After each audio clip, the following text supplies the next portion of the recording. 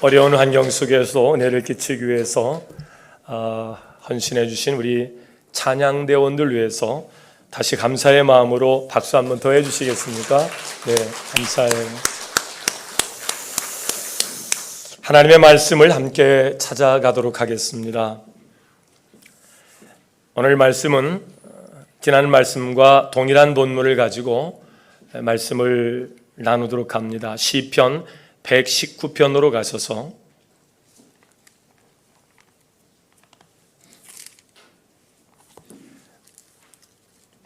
(65절에서) 72절까지 말씀 찾으시는 대로 아멘해 가시죠.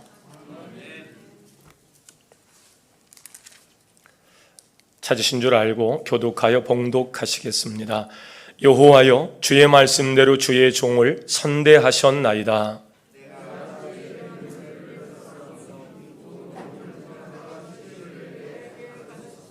고난당하기 전에는 내가 그릇 행하였더니 이제는 주의 말씀을 지키나이다.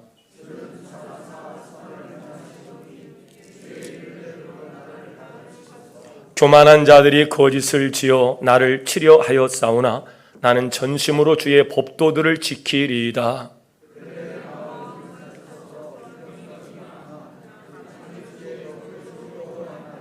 고난당한 것이 내게 유익이라. 이로 말미암아 내가 주의 율례들을 배우게 되었나이다.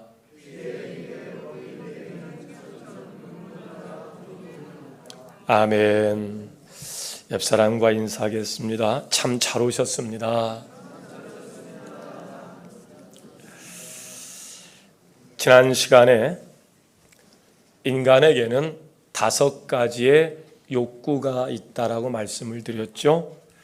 그 욕구는 사람이 발전하는데 필요한 동력이 된다는 이론입니다. 미국의 심리학자 아브라함 매슬로우의 이론인데, 그러나 그 욕구에 좋은 동기가 부여되면 그 이론처럼 긍정적인 결과를 가질 수 있는데, 반대로 그 욕구에 욕심과 죄가 더해지면 아주 나쁜 결과를 불러올 수 있는 것이 욕구입니다.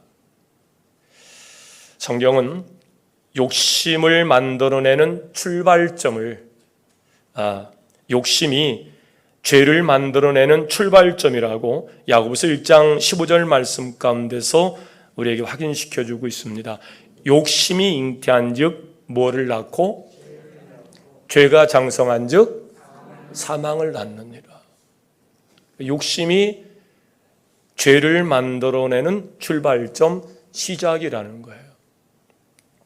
사람이 고통을 받는 이유는 굉장히 다양합니다. 도대체 이 고통이 왜 나에게 이런 고통이 왔는지 아무리 해석하려고 해도 해석이 안 되는 고난이 있어요.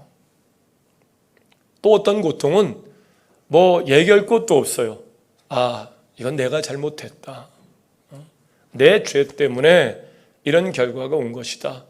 자타가다 인정할 만한 죄로부터의 고난이 있죠. 또 어떤 고난은 분명히 하나님의 섭리 안에서 일어나는 고난이에요. 이 여러 종류의 고난을 우리가 어떻게 해석하고 어떻게 이 고난을 극복하냐에 따라서 고난과 고통에 우리의 삶이 함몰되어서 인생을 허비하고 낭비하는 삶이 있는가 하면, 이 고난과 극복을 통해서 우리에게 유익을 주기 위한 것이 고난이라는 성경 해석이 있어요. 정금같이 단련하신 후에 우리를 사용하신 하나님의 섭리이고 보면 그런 고난을 우리가 순종으로 극복할 수 있죠. 그 극복 이후에 정말 우리는 놀라운 하나님의 은혜 안에서 복을 누리기도 하죠. 죄로 인한 고난, 또 이유를 알 수 없는 고난, 이 문제를 우리가 어떻게 해석해 가야 되는가? 우리는 지난주에 이어서 오늘 이 고난 극복에 관한 이야기로 말씀을 나누며 은혜를 나누려고 합니다. 지난주에 우리가 고통당하는 이유 2가지를 말씀을 드렸는데, 첫째는 고통의 원인은 탐욕 때문이라고 말씀을 드렸죠. 그 탐욕이 죄가 되기 때문에 일어나는 일이에요. 바울은 말세의 사람들에게 일어나는 일을 디모데후서 3장 1절에서 5절까지 말씀하고 있는데 여러분 잘 들어보세요. 너무 정확하게 말세의 죄로 인해서 겪고 있는 이 고통들, 환난들을 적시하고 있습니다. 말세에 고통당하는 때가 이르러 사람들이 자기를 사랑하며 돈을 사랑하며 자랑하며 교만하며 비방하며 부모를 거역하며 감사하지 아니하며 거룩하지 아니하며 무정하며 원통함을 풀지 아니하며 모함하며 절제하지 못하며 사나우며 선한 것을 좋아하지 아니하며 배신하며 조급하며 자만하며 쾌락을 사랑하길 하나님 사랑하는 것보다 더하며 경건의 모양은 있으나 경건의 능력을 부인하니 이 같은 자들에게서 네가 돌아서라 이거예요. 말세에 욕심이 죄를 낳고 죄가 장성해서 사망을 낳게 되는데 그 결과로 벌어지는 혼돈들의 이야기를 오늘 바울이 이야기하고 있는데 오늘 우리의 삶을 정확히 표현하고 있어요. 이게 말세의 특징입니다. 영적인 존재가 전혀 영적이지 않는 삶, 육체의 감정대로 사는 거예요. 하나님 우리를 창조하실 때 다른 것은 다 말씀으로 그냥 창조하셨는데 우리를 창조하실 때는 흙으로 빚으시고 생기를 불어넣어서 리빙빙, 영적 존재로 우리를 창조하세요. 영이신 하나님이 영적 존재를 통해서 말씀으로 창조한 것들을 다스리고 정복하고 생육하고 번성하고 땅에 충만하도록 하게 하는 그런 권세 있는 영적 존재로 창조했는데 죄가 들어와서 그 욕심이 하나님과 관계와 교제의 단절, 영적 사망 상태로 우리를 몰고 간 거예요. 그러니까 하나님과 관계와 교제가 끊어지니 하나님으로부터 온 권세를 가지고 만물을 다스릴 수 있는 만물의 영장이 됐는데 죄로 인해서 권세자로부터 관계와 교제가 끊어진 이후에 없는 권세 가지고 다스리려니까 안 다스려지죠. 하나님 주신 권세를 가지고 다스릴 땐 다스려졌다고요. 그래서 아름다운 소산물을 내고 다스릴 때 다스려지니까 한국동산 기쁨동산이었어요. 말세에 일어난 일들이 에덴 동산에 있을 수가 없었어요. 그런데 죄가 들어와서 영적 존재가 하나님과 관계와 교제가 끊어진 이후에 벌어진 일들은 권세 없는 자가 만물을 다스릴 때는 섬김이 아니에요. 굴림이에요, 굴림. 이 굴림의 리더십은 세상을 어렵게 합니다. 그걸 우리는 우리의 용어로 독재라고 표현하기도 해요. 국민이 있고 대통령이 있지. 대통령의 권력이 국민을 어렵게 하면 안 되는 겁니다. 국민을 섬기는 거예요. 국회의원도 그렇고 대부분의 권력들이 그래요. 권력을 얻고자 함이 섬김을 위한 것입니까? 절대 그렇지 않잖아요. 누리기 위해서, 군림하기 위해서 권력을 쫓아가는 거예요. 이게 영적인 존재가 하나님과 관계와 교제가 끊어지면 육만 남아있는 상태에서 벌어지는 현상입니다. 육으로 느끼는 것의 최고의 기쁨이 뭐죠? 먹는 것이죠. 식욕입니다. 몸으로 느끼는 것, 성욕이죠. 그리고 느끼는 권력이에요. 이게 욕심으로 우리 안에 들어와서 육만 남아있는 존재들이 추구하는 죄의 산물입니다. 그 결과로 바울이 디모데후서에서 말씀한 이런 일들이 죄의 결과로 일어나는 일들이에요. 그게 탐욕으로 벌어진 일입니다. 탐욕대로 말하고 사는 사람들의 끝은 뭘까요? 결국 욕심이 잉태한 즉 죄를 낳고 죄가 상정한 즉 사망을 낳느니라. 하나님의 보호하심 가운데, 하나님 인도하심 가운데 영이신 하나님이신 권세를 가지고 다스려야 할 세상이 권세 없이 세상을 다스리니까 얼마나 어렵겠어요. 가시와 엉겅퀴를 헤쳐가면서 약육강지 적자생존의 법칙이니까요. 싸워서 이겨야 쟁취하는 거예요. 모든 사람이 다 적인 거예요.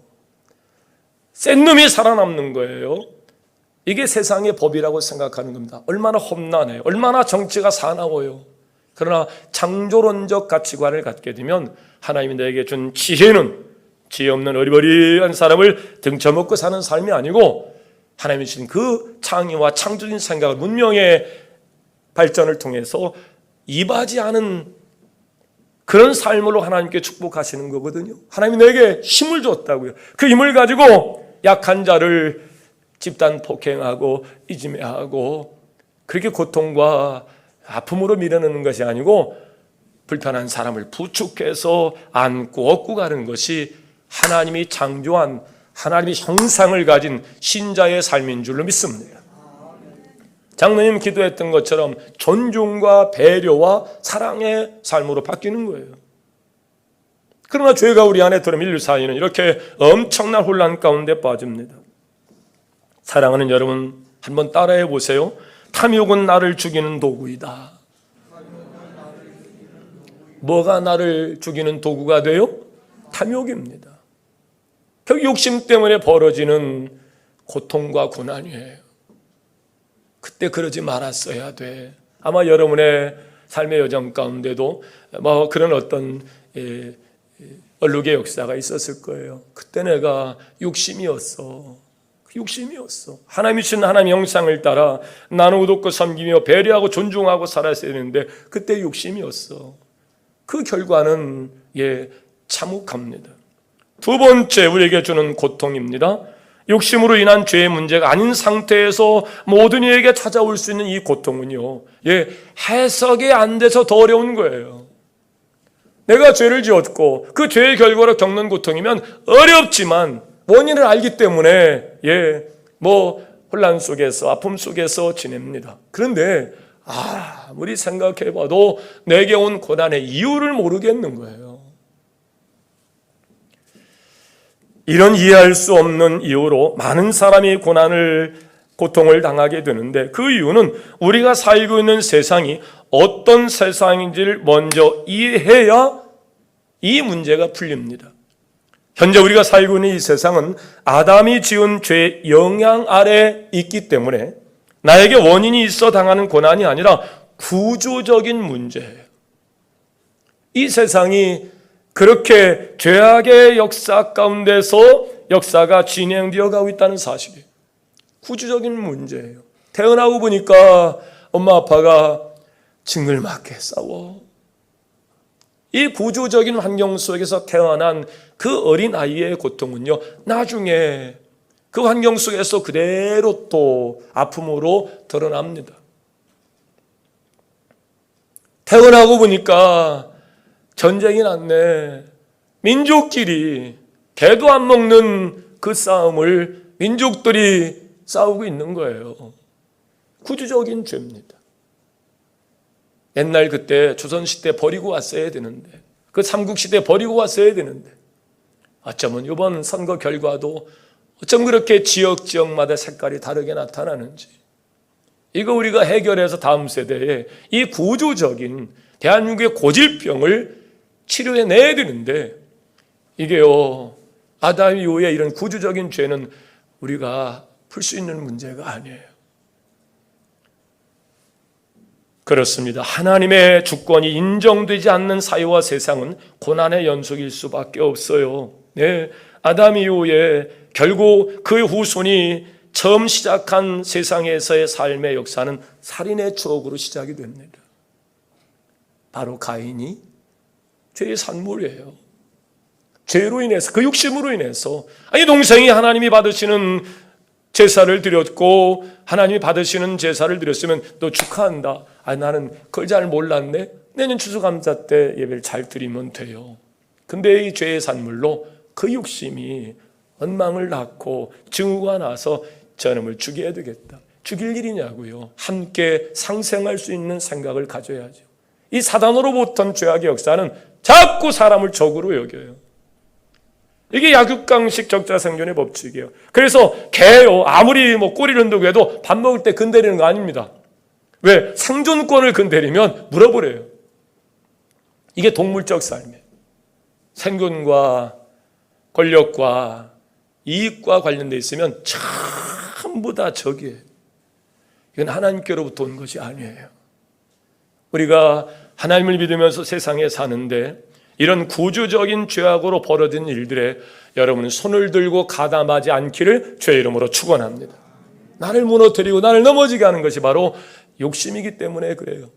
그로 인해서 만나는 이 구주적인 죄가 우리를 어렵게 하고 우리의 후손들에게 고통을 물려주게 되는 겁니다.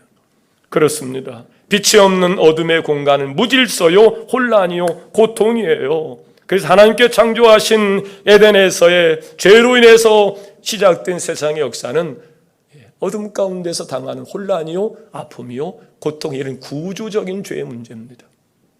세 번째로 하나님의 주권 속에서 일어나는 고난인데요, 우리 믿음의 사람들에게 자주 일어나는 일입니다.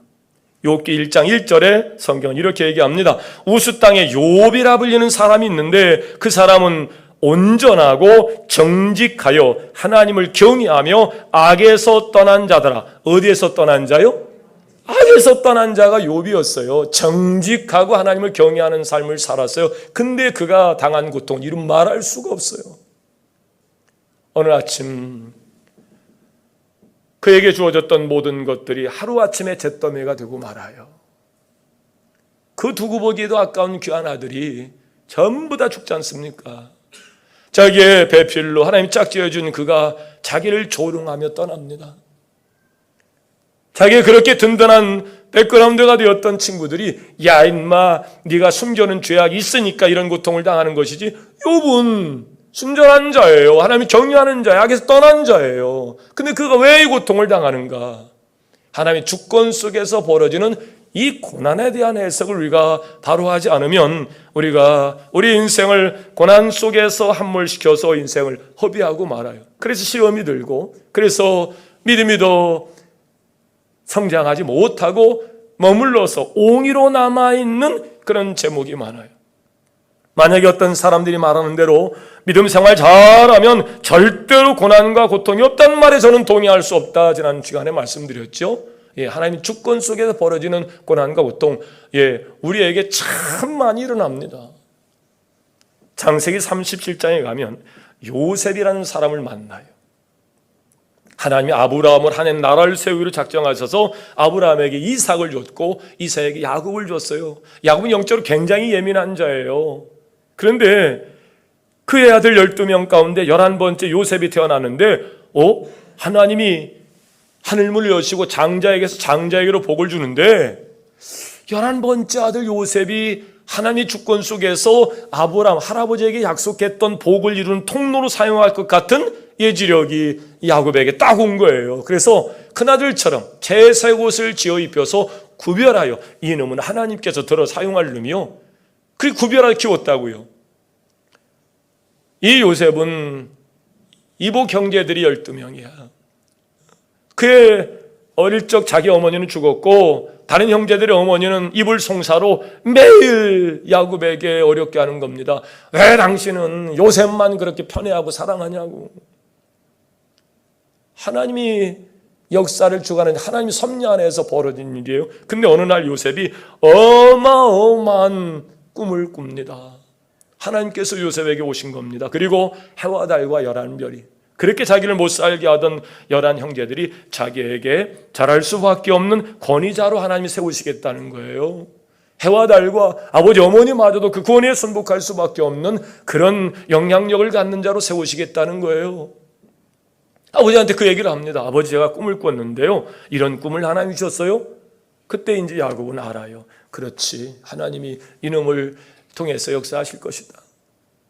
다른 사람에게 얘기하지 말아라. 근데 그냥 얘기하고 다닌 거예요. 어마어마한 꿈으로 하나님이 장차 우리 꿈의 결과를 우리는 알죠. 후대의 독자니까요. 그래서 그걸 읽어보니까 하나님이 애굽의 국무총리가 되겠다는 꿈이었구나. 근데 어마어마한 비전을, 어마어마한 꿈을 받은 요셉의 삶은요, 이루 말할 수 없는, 이유할 수 없는, 이유를 댈 수 없는 고난과 고통이 그의 삶에 계속 이어집니다. 형제들한테 배신을 당해요. 아버지 몰래 노예로 팔려갑니다. 여러분, 요셉에게 죄가 있습니까? 요셉이 그럴 만한 이유가 있나요? 없어요. 형제들, 나쁜 형들 때문에 팔려간 거예요. 노예시장에 벗겨진 옷의 새 창살 속에서 그가 만약에 하나님의 섭리를 깨닫지 못했다면 우울증에 걸렸을 거예요. 고개를 쳐박고 내 인생이 왜 이렇게 비참해질까? 아버지는 내가 살아있는 죽은지도 모르는데 형은 거짓말로 나를 죽였다 하고 나를 이렇게 노예시장에 팔아버리다니. 근데 지나가던 당시 왕의 경호를 책임지고 있던 보디발의 눈은 일반 사람하고 달라요. 눈빛만 봐도 이놈이 거짓말하는지 누군지 금방 잡아내는 은사가 있어요. 근데 딱 보니까 요셉의 눈이 보통 눈이 아니에요. 그를 돈 주고 자기 집의 모든 살림을 책임질 만한 관리자로 데려갑니다. 근데 그 안에 들어가서 그만 보디발의 아내가, 보디발의 이름이, 아내 이름이 성경에 나와 있지 않은데 제가 찾아냈어요. 성이 불이고 이름이 여시예요. 이 불여시가 요셉을 계속 유혹하는 거예요. 워낙 요셉이 잘생겼대요. 아주 용모가 준수하고 아담했대요. 아담이 도대체 아담한 게 얼마인가 했더니 187이더라고요. 웃자고 한 얘기예요. 제 키가 187이라. 근데 결국에는 그 유혹하다 안 되니까 결국에는 남편을 통해서 보복하려 했지만 보디발은 요셉이 누군지를 알아요. 그래서 이렇게 죽일 사람이 아니다. 제야단체들이 들어있는, 관원장들이 들어있는, 자기가 특별히 관리하는 그곳에 말이 안 되잖아요. 강간미수범 아니에요? 근데 그 요셉을 자기가 관리하는 지하 감옥에 넣고 보호합니다. 근데 그곳에 들어가서 요셉이 일반 사람 같으면 하나님 꿈을 주지 말든지, 꿈을 준 이유 이게 뭡니까? 형제한테 배신당. 여러분 다른 사람한테 배신당은 그럴 수 있어요. 근데 가까이 피를 나누는 사람한테 배신당하면 자다가도 벌떡벌떡 일어납니다. 이게 잠을 잘 수가 없어요. 원망과 막 증오가 생기죠. 근데 요셉은 그러지 않아요. 결과적으로 우리는 압니다. 그냥 아버지 집에 사랑받고 가만히 있으면 그냥 사랑받는 아버지 아들로 끝나는 거예요. 근데 그가 형제한테 배신당해서 팔려감으로 보디발의 눈에 띄었고 누명도 입었었지만 지하 감옥에 들어가서 제야단체들과 동맹을 맺고 그곳에서 성실하게 정말 하나님께서 나를 지금 사용하고 있다는 긍정적인 생각을 가지고 그렇게 그 문제를 풀어갑니다. 우리 어머니가 그랬어요. 저는 해석이 안 되는 고난 속에서 엄마가 믿는 하나님은 잘못된 하나님일 거야. 하나님 믿는 가정이 왜 우리에게 이런 환난들이 계속 오는 거야. 그럴 때마다 이놈아 가만히 있어. 무언가 있어. 우리 어머니의 신앙은 무언가 있겠지 신학이에요. 저는 신학을 하면서 어머니의 신학에 제가 도전한 겁니다. 엄마는 잘못된 신앙이야. 네가 몰라서 그래. 뭔가 있어. 요셉의 마음이 그거예요. 하나님이 나에게 어마어마한 비전을 줬는데 이런 일들은 그 일들을 이뤄가는 과정이다. 그 과정 속에서 내가 아픔에 함몰되어서 인생을 허비하고 낭비하지 않겠다. 얼마나 관원장들을 섬기는지 꿈을 꿨는데 꿈을 해석할 사람이 없는데 꿈쟁이 요셉이 해석하는 겁니다. 당신은 복지이고 당신은 죽습니다. 근데 정말 한 사람은 사형을 당하고 한 사람은 왕에게 복직된 거예요. 왕이 꿈을 꿨어요. 아무도 해석할 수가 없어요. 애굽에 있는 모든 박수무당들 전부 다 불러 모아놓고 야 내가 뭔 꿈을 꿨는지 그 꿈의 해석이 뭔지를 아무도 몰라요. 그때 복직된 관원장이 소개하는 겁니다. 제가 감옥에 있을 때 이상한 놈을 봤는데요. 아주 용하기 이루 말할 수 없습니다. 불러와라. 꿈을 해석합니다. 이 땅에 어마어마한 기근이 날 겁니다. 그러나 그 기근 전에 풍년이 7년 동안 일어날 건데 그때 하나님께서 당신을 붙잡고 사용하실 건데 풍년 동안 창고를 짓고 곡식을 잘 관리해서 나중에 왕의 리더십을 키우고 백성들의 마음을 사서서 절대 왕권을 강화할 수 있는 아주 좋은 기회입니다. 이거 도대체 이런 해석을 어떻게 할 수 있을까? 모든 살림을 맡아 총괄할 수 있는 국무총리와 같은 역할을 요셉에게 줘요. 배신이 없었다면 어떻게 팔려갔으며 팔려가지 않았으면 어떻게 보디발을 만났으며 보디발이 아니었으면 어떻게 지하 감옥에 갔으며 지하 감옥이 아니었다면 어떻게 왕 앞에 갈 수 있으며 왕이 꿈을 해석했다고 해도 우리가 생각할 때 보세요. 아니 아무리도 그렇지 저 3세계 국가에서 온 저 잡범 강간 미수범을 국무총리로 세워 야, 말이냐? 아마 천안역, 서울역 난리가 날 겁니다. 우리에게 국무총리가 없어가지고 그런 놈을 우리에게 국문적으로 삼냐? 난리 날 겁니다. 근데 지하단체들과 10수년간 지하 감옥에서 동지, 동맹관계를 딱 마련하니까 왕의 신뢰를 받고 지하단체의 지원을 받고 왕보다 더 강한 지도력을 갖게 된 거예요. 그에게 고난은 고난이 아니었고 하나님께서 단련하신 후에 정금같이 사용할 수 있는 기회가 된 줄로 믿습니다. 이게 요셉이 그래서 부정적인 생각을 갖지 않아요. 우리가 볼 땐 야, 뒤로 넘어도 코가 깨진 격이다. 그럴 때 요셉은 그러지 마세요. 이건 형통이에요. 그렇게 생각하는 거예요. 베드로 사도는 이렇게 얘기합니다. 사랑하는 자들아, 너희를 연단하려고 오는 불시험을 이상한 일 당하는 것 같이 이상히 여기지 말고 오히려 너희가 그리스도의 고난에 참여하는 것으로 즐거워하라. 이는 그의 영광을 나타내실 때에 너희로 즐거워하고 기뻐하게 하려 함이라. 하나님이 여러분의 손을 붙잡고 영광을 나타내실 때 그때 여러분도 함께 기뻐할 수 있도록 하나님이 이끌어 가시는 과정임을 믿으시길 바랍니다. 그렇다면 이런 고난의 문제를 어떻게 극복할 것인가? 그것은 바로 예수 그리스도, 그분은 우리를 그 고난 가운데 회복시킬 수 있는 유일한 우리의 기쁨이요, 소망이요, 회복의 선물로 하나님께서 주신 것을 믿으시길 바랍니다. 이 구조적인 문제를 우리가 풀 수 없다 그랬죠.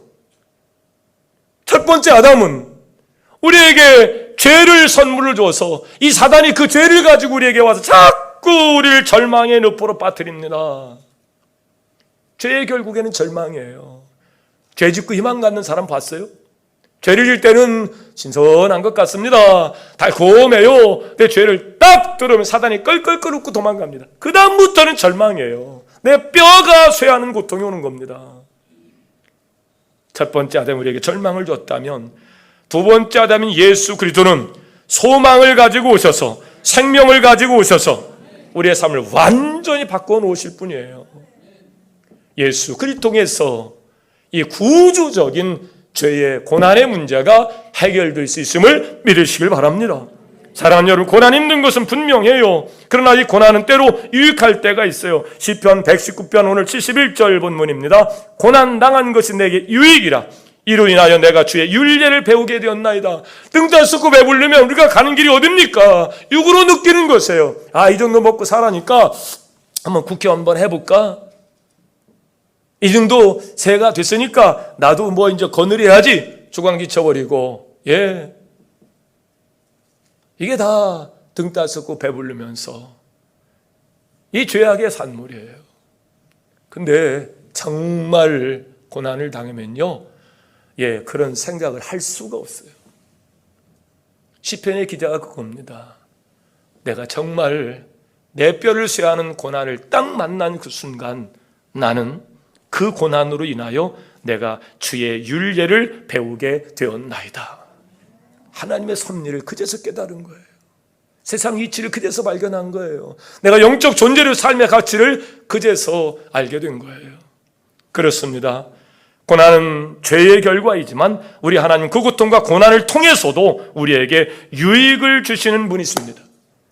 나의 고난과 고통을 통해서 무엇인가를 이루시는 분, 이 사실을 믿고 여러분 고난 가운데 함몰되지 않기를 주의 이름으로 축원합니다. 시편 40편 2절 말씀입니다. 나를 기가 막힐 웅덩이와 수렁에서 끌어올리시고 내 발을 반석에 두사 내 걸음을 견고하게 하셨도다. 저도 고난 가운데 빠졌을 때가 있어요. 2004년도 천안에 올라와서 너무 어려운 거예요. 여러분 카드 추심 당해 보셨습니까? 돈 쓸 때는 막 뭐 혜택 준다고 엄청 문자하고 막 그러더니 카드 한 번 연체되니까요. 지금은 법이 바뀌었습니다. 예전에는 뭐 11시 12시 좋아 전화해가지고 샀으면 갚아질 거 아니에요. 아, 치욕이고 이루 말할 수 없는 고통이고 아픔이고.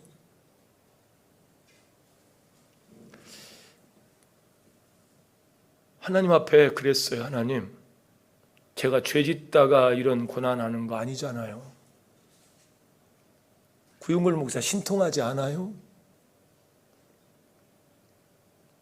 다른 사람은 큰 교회 찾아서 다 가는데 다시 개척해야겠다고 와서 아내하고 그렇게 시작한 것도 하나님 응원하고 좋은 사람 해서 하나님 이 일들을 더 빛이 나게 해야지 이거 왜 자꾸 이러십니까 하나님. 그 고난 속에서 정말 이런 말할 수 없는 추운 겨울을 제가 보낸 적도 있어요. 그런데 그 고난의 과정을 통과하고 나서 제가 배운 것이 만약에 내가 그 고난을 겪어오지 못했다면 목회가 뭘 어려워? 부흥 안 되는 것이 기적이지 뭐. 그러고 아마 그 교만함에 이루 말할 수 없었을 거예요. 개척교회 목사들 제가 형편없어가지고 말이지만 이런 생각만 가지고 있었을 거예요. 근데 그 고난 속에서 저는 많은 것을 배웠어요. 교만은 독약이다. 우리 어머니가 제가 고등학교 2학년 때 코뼈 부러지고 오니까 선생님이 와가지고 어머니 잘못했어요. 어머니 원하시는 대로 다 처리하겠습니다. 저를 너 나가서 학교방 가가지고 가서 사이다 한 국부 사와라. 갔다 오는 동안 그 선생님이 어머니한테 무릎 꿇고 어머니 잘못했어요. 그랬더니 어머니가 무슨 소리냐고, 제 아들 제가 잘못해서 벌어진 일인걸 선생님이 이러시면 안 된다고, 제가 잘못했다고. 그리고 선생님을 보낸 거예요.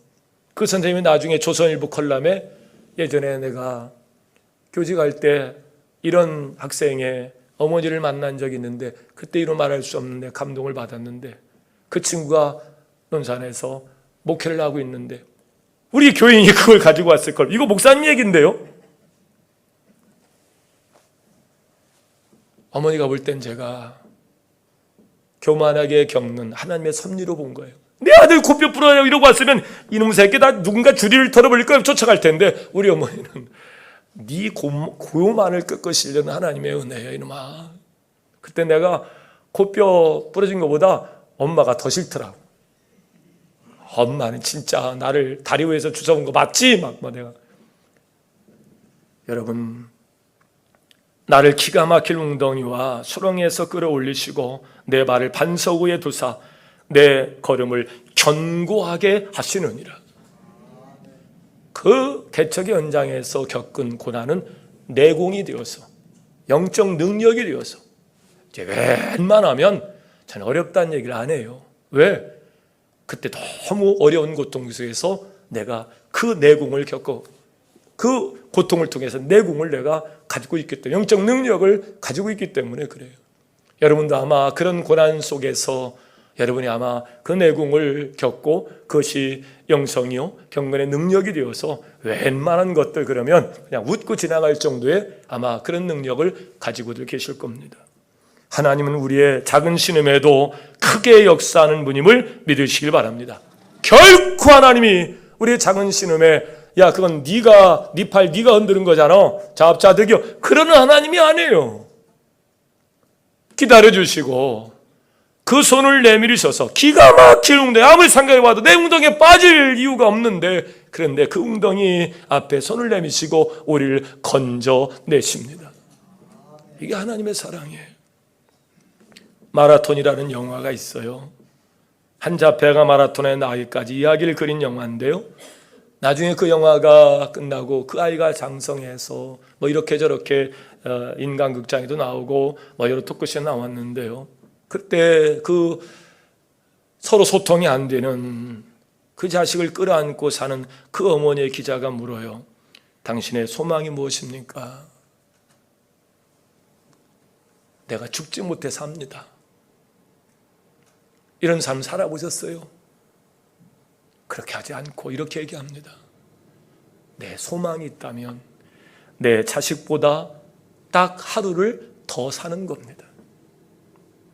이 자식을 그냥 두고 가면 이 자폐증에 걸려있는 이 자식의 삶은 뻔하잖아요. 그러니까 내게 소망이 있다면 이놈보다 내가 하루를 더 사는 겁니다. 여기서 끝나지 않고 그는 다른 사람이 안 된다는 거, 여러 학설들, 여러 병원에서 안 된다는 거를 기적을 만들어내는 사람이 됐어요. 결국에는 인간 승리 아니었습니까? 한 가수 인터뷰가 어느 기사에서 제가 그걸 봤는데, 이 연예인의 아들도 자폐아예요. 그 아버지의 표현대로 마음이 아픈 아이예요. 그 아버지는 그렇게 표현하더라고요. 자기 마음이 아픈 것이 아니고 우리 아이는 마음이 아픈 아이예요. 남들은 너 그만 포기해라. 그 아버지는 포기할 수 없었어요. 그 아버지의 한 가지 소망도 유언도 마찬가지더라고요. 이놈보다 내가 하루를 더 사는 겁니다. 그분들은 소망을 잃어버리면 그냥 거기서 거꾸로 져서 죽습니다. 남들은 그거 안 되는 거야. 욥의 친구처럼 그게 말이 안 되는 거야. 그런데 이분들은 소망의 끈을 놓지 아니하고 계속해서 소망 중에 역사하시는 하나님을 바라봅니다. 여러분, 기적은 하나님의 손으로부터 시작되는 것을 믿으시길 바랍니다. 우리가 절망하지 아니하고 소망의 끈을 붙잡고 찾고 두드리고 구할 때 하나님은 역사하신 하나님이신 줄 믿으시길 바랍니다. 이분들의 공통점은 말로 표현하기 어려운 고난이지만, 기가 막힌 웅덩이지만 한결같이 소망을 가지고 고난을 이겨가고 있다는 거예요. 여러분, 예수 이름의 소망으로 살아내시고 예수 이름의 소망으로 결국 승리할 수 있기를 주의 이름으로 축원합니다. 이 고난의 문제를 극복하는 두 번째 방법입니다. 영광된 미래를 바라보는 거예요. 로마서 8장 18절 말씀입니다. 생각하건대 현재의 고난은 장차 우리에게 나타날 영광과 비교할 수 없도다. 영국의 세계적인 문호입니다. 여러분, 존 버년을 아시죠? 그분의 인생은 참으로 험하였습니다. 그는 젊었을 때 신앙생활을 아주 잘했다 그래요. 용접공으로 살면서 틈틈이 글을 쓰기 시작해서 그 문장력이 대단합니다. 그리고 책을 한 권 한 권 써가기 시작해요. 사람들에게 인정을 받게 되었고, 그가 출석하는 교회 목사님도 존 버년의 문장력을 인정하게 됩니다. 그런데 존 버년의 가장 슬픈 일이 벌어졌습니다. 그가 사랑하는 아내가 병이 드는 거예요. 살려보려고 애를 씁니다. 그러나 사람의 마음으로, 사람의 뜻으로 안 되기에 결국 존 버년의 아내는 세상을 떠나게 됩니다. 남겨진 그의 딸은 눈앞이 안 보이는 시각장애인이었고, 또 두 자녀는 아주 어린 자녀들이에요. 앞이 안 보이는 딸을 데리고 부인은 병들어 죽었고, 그 자녀들을 키워내야만 하는 이 존 버년의 아픔, 이루 말할 수 없었어요. 그런데 그가 출석하던 교회 목사님도 떠나고 후임으로 버튼 목사님이 오셨는데 그분은 몸이 약해요. 그래서 설교를 계속 못해서 이 문장력이 있는 존 버년을 안수해서 설교자로, 당의 청원에서 설교자로 그가 세워지게 됩니다. 그런데 그의 설교에 복음적인 요소를, 이 왕의 명령에 의해서 복음적인 설교를 그 많은 명이 선포가 되고, 그래서 12년 동안 존 버년은 복음적인 설교를 했다는 이유로 감옥살이를 합니다. 요셉과 같은 고통이었을 거예요. 그런데 이런 고난이 결코 존 버년의 앞길을 막을 수가 없었습니다. 존 버년을 포기시킬 수 없었습니다. 존 버년은 고난과 어려움에 발목 잡히지 아니하고 영광된 미래를 바라보며 그 고난의 시간을 아낍니다. 그 고난의 시간에 함몰되어서 인생을 허비하지 아니하고 그 고난의 시간을, 이 코로나의 고난의 시간을 고난이라 하지 아니하고 수혜자로 여기고 있단 말이죠. 결국 성경 다음으로 많이 출간된 철로 역정이라는 책을 존 버년이 쓰게 됩니다. 고난 속에서 만들어낸 열매이죠. 시편 37편 23편의 이야기입니다. 넘어지나 아주 엎드러지지 아니하면 여호와께서 손으로 붙드심이로다. 넘어질 수 있어요. 목사는 넘어지고 넘어집니다. 그러나 하나님께서 끝까지 넘어지지 않도록 그 손을 내미셔서 작은 신음에도 찾아오셔서 그 손을 잡아 일으키신 분이 내가 믿는, 우리가 믿는 하나님인 것을 믿으시길 바랍니다. 말씀을 정리합니다. 저는 출애굽기 14장의 사건을 볼 때마다 흥분돼요. 애굽에서 출애굽해 나오는데요, 이게 홍해를 앞에 두고 있는 뒤에서 왕이 마음을 바꿔서 저놈들 출입해서 모조리 죽여라, 군사를 일으켜서 쫓아옵니다. 물에 빠져 죽나 뒤에 군사에 목뱀을 당해서 다 죽는 길밖에 없어요. 그때 백성들이 아우성치고 난립니다. 원망합니다. 불평합니다.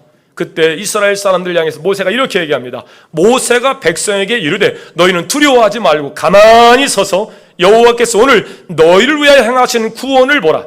너희가 오늘 본 애굽 사람을 영원히 다시 보지 못하리니 여호와께서 너희를 위하여 싸우시리니 너희는 가만히 있을지니라. 역사는 누가 주관하십니까? 하나님입니다. 내가 영접한 예수를 통해서 그 예수 이름으로 나를 도우신 하나님, 내가 고난의 현장 가운데 나를 홀로 버려두지 않으시고, 내가 구하면 찾게 하시고 찾으면 찾게 하시고 두드리면 열어주시고, 그게 우리가 믿는 하나님이십니다. 여러분, 고난이 때로 우리에게 옵니다. 그러나 그 고난을 통해 내가 더욱 강한 믿음의 사람이 될 수 있음을 생각하며 먼 미래에 하나님 나를 통해서 이루실 그 영광을 바라보면서 오늘 고난의 때에 고난에 함몰되어서 인생을 원망과 불평으로 허비하지 마시고, 고난의 때를 존 버니이 그랬던 것처럼 그 고난의 때 하나님 하실 일들을 기대하면서 믿음으로 승리하는 여러분 될 수 있기를 주의 이름으로 축원합니다. 마지막 한 주간 여러분의 신앙의 실천 강령을 드릴 거예요. 고난 가운데 빠져 추운 겨울을 맞이하고 계시는 분도 있을 겁니다. 사순절이지만 로마서 12장 12절 말씀입니다. 이 말씀으로 한 주간 여러분의 고난의 늪에서 벗어날 수 있기를 바랍니다. 소망 중에 즐거워하며 환난 중에 참으며 기도에 항상 힘쓰며 기도하겠습니다. 참 좋으신 하나님, 너무나 명확한 이유 속에서 내가 겪는 고난, 죗값이니까요, 그럴 수 있다 하는데 도대체 이유를 알 수 없는 고난이 아담 이후에 구주적으로 세상이 겪고 있는 이 험악한 세상에서 겪고 있는 이 고난을 어떻게 해석할지를 몰라 혼란스럽고 또 방황했던 저희들, 오직 예수 그리스도 외에는 아담이 우리에게 준 절망의 늪에서 빠져나올 수 없기에 오늘 예수 이름 붙잡고 구주적인 죄악에서 탈출하게 하시고 승리하게 하시며 소망을 가지고 승리하게 하여 주옵소서. 하나님이 주권 속에서 일어나는 일들, 정금같이 나를 단련하신 후에 내게 능력 주신 자 안에서 내가 모든 것을 할 수 있도록 우리를 도우신 하나님 섭리 안에 희망을 보며 하나님의 영광의 미래를 내다보며 요셉이 그랬던 것처럼, 다윗이 그랬던 것처럼, 모세가 그랬던 것처럼 고난의 늪에서 벗어나 승리하는 삶을 살게 하여 주옵소서. 소망 중에 즐거워하며 환난 중에 참으며 기도에 항상 힘쓰며 고난을 극복해 갈 수 있게 하옵소서. 예수님의 이름으로 기도하옵나이다. 잠시 묵상하며 다짐하는 시간을 갖습니다. 하나님, 욕심이 우리 안에 과하여 죄가 되었고 그 죄는 하나님과 관계와 교제의 장애물이 되어서 영이신 하나님 영적 존재해 주시는 권세를 얻지 못하고 동물적 삶으로 헤쳐가며 살아야 되는 고난의 역경을 감수해야만 하는, 그래서 고난의 연장에서 원망하고 불평하고 인생을 허비했던 시간들이 없지 않아 있었으나 이제 구주적인 죄까지, 구주적인 약까지 해결하시는 예수 그리스도, 그분을 우리 안에 중심으로 모시고 그분의 이름과 그 권세를 가지고 구주적인 죄악을, 사단의 역사를 명하에 물리치고 빛이 없을 때 혼란과 공허함 속에 겪는 아픔들 예수 이름의 빛의 권세로 물리쳐 이기고 승리하게 하시며 주권 속에서 벌어지는 여러 일들, 하나님께서 나를 단련하시는 정금같이 사용하시는 하나님의 섭리 안에 있음을 알고 순종하며 정한 때를 놓고 기다리며 소망 중에 즐거워하며 환난 중에 참으며 기도에 항상 힘쓰며 우리 믿음의 선진들이 그랬던 것처럼, 존경하는 우리 부모님들이 살아냈던 것처럼 그렇게 험악한 세상을 이길 수 있게 하옵소서. 다짐하는 여러분의 그 다짐의 몫을 하나님께서 들으시고 기뻐하시며 능력을 통해서 여러분을 살려내실 겁니다. 다 함께 일어나서 우리 함께 찬송합니다.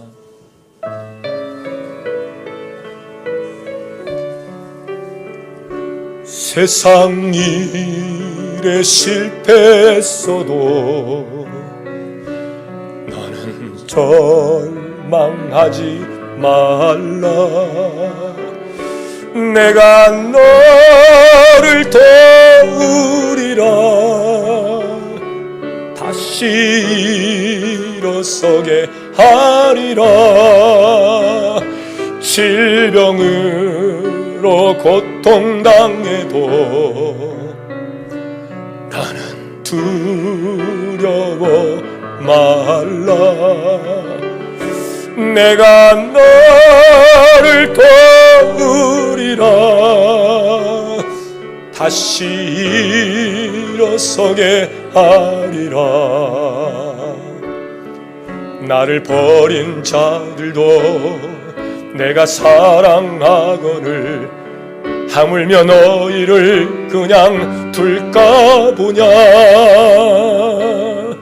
나는 너와 함께하는 너의 하나님 됨이니 의로운 오른손으로 붙들리라. 내가 너를 굳세게 하리라. 너를 크게 사용하리라. 너로 하여금 나를 증거하도록 내가 너를 도우리라. 환난 핍박 끊임없어도 너는 절망하지 말라. 내가 너를 도우리라. 다시 일어서게 하리라. 참지 못할 고통이 있어도 기도하며 담대하라. 내가 너를 도우리라. 다시 일어서게 하리라. 감사 눈물 흘리며 믿음으로 간구하는 너의 기도를 내가 외면하랴. 나는 너와 함께하는 너의 하나님 됨이니 의로운 오른손으로 붙들리라. 내가 너를 굳세게 하리라. 너를 크게 사용하리라. 너로 하여금 나를 증거하도록 내가 너를 도우리라. 아멘. 하나님 앞에 영광과 감사의 박수를 하나님 앞에 돌리고 한 주간 여러분 승리할 수 있기를 바랍니다. 위탁의 말씀입니다. 성도의 사명은 무엇입니까? 땅끝까지 이르러 복음의 증인으로 거룩 사십시오. 지금은 우리를 죄에서 구원하신 예수 그리스도의 은혜와 하나님 아버지의 극진하신 사랑하심과 죄의 늪에서 절망 중에 신음할 때 내게 다가와 감화와 감동으로 나를 이끌어 가시는 성령 하나님의 놀라운 역사가 오늘 절망의 늪에서 원망과 불평으로 혼란 속에서 인생을 허비하고 있는 자들 머리 위에 욕심이 잉태하여 죄를 낳으니 욕심을 내려놓도록 아담 이후에 구주적인 죄 가운데 당하는 고통, 세상 정치는 사나워지고 서로가 적을 알고 싸우는 약육강직 적자 생존의 법칙에 함몰되어 매몰되어 동의하여 시간을 허비하지 않고 이제는 나를 도우시되 기가 막힌 웅덩이와 수렁에서도 나의 작은 신음에도 찾아오셔서 내 손을 잡아 일으키시는 하나님의 놀라운 역사 속에서 하나님이 나를 통해 이루실 놀라운 일들을 기대하면서 이제 꿈을 포기하지 아니하고 소망 중에 즐거워하며 환난 중에 참으며 기도에 항상 힘쓰며 그렇게 승리하는 자의 삶을 살기로 결단한 모든 권속들 머리머리 위에 지금부터 영원토록 함께하여 주옵시기를 간절히 축원하옵나이다. 아멘.